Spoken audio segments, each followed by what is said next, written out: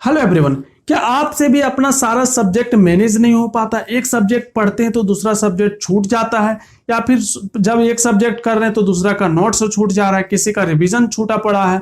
अगर आपके साथ भी ऐसा होता है, आपका सब्जेक्ट मैनेज नहीं होता है, तो आज हम आपको बताएंगे कि आप कैसे अपने सब्जेक्ट को मैनेज कर सकते हैं जिससे आप सारे चीजें कर सके। जनरली ये प्रॉब्लम जो है वो क्रिएट कहां से होता है?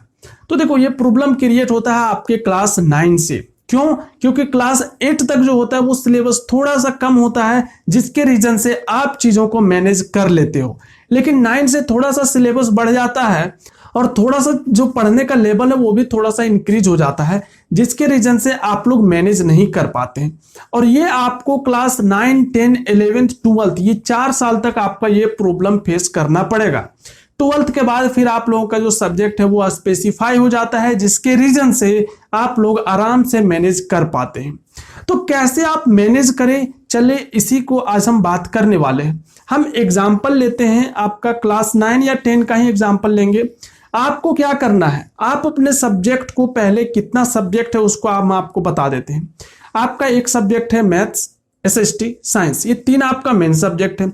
और आपको 4th में क्या करना है, जितना भी लैंग्वेज हो, कंप्यूटर हो, जो भी चीजें हो, उस सारे को मिला के आप उसको एक सब्जेक्ट बना दें। वो हो गया आपका टोटल 4 सब्जेक्ट, मींस एक मैथ्स, एसएसटी, साइंस और सारे लैंग्वेज को मिला के एक सब्जेक्ट रिमेनिंग वाला, 4 सब्जेक्ट हो गया। अब आप इसको कैसे करेंगे? आप क्या करें, एक दिन में आप अपना जो स्टडी आवर है वो हम सपोज करके चलते हैं कि 4 आवर का स्टडी आवर आपका है। उससे कम है तो आप उसके अकॉर्डिंग अपना डिवाइड कर लेना, ज्यादा है तो उसके अकॉर्डिंग आप अपने आप को डिवाइड कर लेना। अब इस 4 आवर में 1 जो आवर है वो आपके रिवीजन के लिए रहेगा। हमेशा ऑलवेज पर डे 1 आवर आप रिवीजन के लिए रखो 4 आवर में, ठीक है? क्योंकि जितना टाइम आप पढ़ाई करते हैं उसका 25% टाइम आपको रिवीजन के लिए रखना ही है। अब आपके पास बच गया कितना, 3 आवर। अब इस 3 आवर में आप क्या कर सकते हैं, सारा सब्जेक्ट एक साथ नहीं पढ़ सकते, इसलिए आपको क्या करना है, एक दिन में 2 सब्जेक्ट लेना है। एक दिन में 2 सब्जेक्ट और अगला दिन 2 सब्जेक्ट। अब फर्स्ट अगर 2 सब्जेक्ट आप ले रहे हैं तो कैसे ले रहे हैं? मान लीजिए कि आपने एक एसएसटी वाला पोर्शन ले लिया और एक मैथ ले लिए, अदरवाइज आपने एक मैथ्स ले लिए, एक साइंस ले लिए, कोई भी 2 सब्जेक्ट को एक दिन रखना है। दूसरे दिन आपको कौन सा रखना है, जो एक रिमेनिंग सब्जेक्ट होगा, मीन्स अगर आपने एसएसटी और मैथ्स लिए हैं तो आपके पास साइंस बच चुका है और सारा लैंग्वेज वाला पोर्शन। अब आपको करना क्या है, दोनों को 1.5 आवर 1.5 आवर आपको देना है। अब बात आता है कि आप इसको कैसे करोगे। सबसे पहले आप अपना वीक को डिवाइड कर लो। कैसे? वीक में आपका 7 डेज होता है, तो उसमें से 3 days means Monday, Wednesday, Friday ये अलग एक साइड रखो, और ट्यूसडे, थर्सडे और सैटरडे ये अलग एक साइड रखो। अब हम पहले बताते हैं आपको मंडे, वेडनेसडे और फ्राइडे का। मंडे, वेडनेसडे, फ्राइडे को आपको क्या करना है, आप मैथ्स और एसएसटी ले लो सपोज।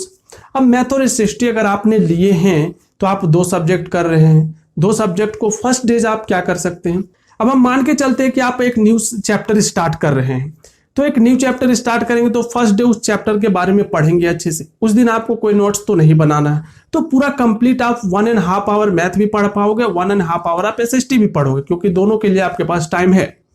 अब उसके अगले दिन आप क्या करोगे, आप मंडे हो गया, आप वेडनेसडे को क्या करोगे, फिर उसमें फिर से आप पढ़ो 1.5 आवर और 1.5 आवर, क्योंकि वहां तक भी आपको 2 दिन में नोट्स बनाने का वैसा नहीं आएगा। अब आता है थर्ड डेज फ्राइडे। फ्राइडे वाले में आप क्या कर सकते हैं कि आप अब नोट्स बना सकते हैं, क्योंकि आपने 2 डेज पढ़ लिए हैं, तो अब हो सकता है तीसरा डेज में आपका नोट्स बन जाए। लेकिन वो चैप्टर अगर और लंबा है और ज्यादा लॉन्ग है तो आप उसको एक क्लास और पढ़ ले, उसको भी मींस मैथ्स को भी एक क्लास और पढ़ ले, एसएसटी को भी आप एक क्लास और पढ़ ले। तो ऐसे करके आप क्या कर सकते हैं, 3 to 4 क्लास पहले आप चीजों को अच्छे से पढ़े और फिर उसका एक बार नोट्स बना ले। तो यहाँ पे मैथ्स और एसएसटी आपका MWF में चलेगा। अब हम आपको टीटीएस में बताते हैं। टीटीएस में आपका पास सब्जेक्ट कौन सा बचा हुआ है, साइंस, और आपका बच चुका है रिमेनिंग लैंग्वेज। अब अगर आप मान के चलते हैं कि आप साइंस में एक न्यू चैप्टर स्टार्ट कर रहे हो, तो आप क्या करोगे, आप स्टार्ट करोगे तो सबसे पहले दिन तो आप उसको पढ़ोगे ही 1.5 आवर, सेकेंड क्लास में आप उसको पढ़ोगे 1.5 आवर, और थर्ड क्लास में हो सकता है अगर चैप्टर छोटा हो तो वहां पे आप नोट्स बना सकते हैं। अगर चैप्टर छोटा नहीं है तो आप एक क्लास और आगे बढ़ा के पढ़ ले। तो आप ऐसे करके आपका क्या हो जाएगा, साइंस भी फिनिश हो जाएगा। और जैसे ही फिनिश हो उसका नोट्स बना लो, क्वेश्चन आंसर कर लो। अब आता है लैंग्वेज वाला पोर्शन कि उसको कैसे करेंगे। देखो लैंग्वेज जो है उसको आप ऐसा कर सकते हैं कि 1.5 आवर एक ही लैंग्वेज पढ़ो, मीन्स इंग्लिश पढ़ रहे हो तो इंग्लिश ही पढ़ो। 1.5 आवर अगर आप पढ़ोगे तो एक चैप्टर आराम से फिनिश भी हो जाएगा। बट अगर आप चाहते कि नहीं हम दो लैंग्वेज लेकर के चले, तो आप क्या कर सकते हैं, दोनों लैंग्वेज ले, 45 मिनट दोनों पढ़े। उससे क्या होगा, आपका पैरेलली वो भी फिनिश होता चलेगा। तो ऐसे करके अगर आप फिनिश करोगे तो आपका आराम से सारा सिलेबस कंप्लीट हो जाएगा बहुत ही कम टाइम में, और वो भी आपका सारा सब्जेक्ट भी मैनेज हो जाएगा। तो आई होप ये चीजें आपको समझ में आया होगा कि आपको करना कैसे है। बट अभी भी अगर आपका कोई डाउट है आप नीचे कमेंट बॉक्स में कमेंट कर सकते हैं, हम आपके कमेंट का रिप्लाई जरूर करेंगे। चलिए मिलते हैं आपसे नेक्स्ट वीडियो में।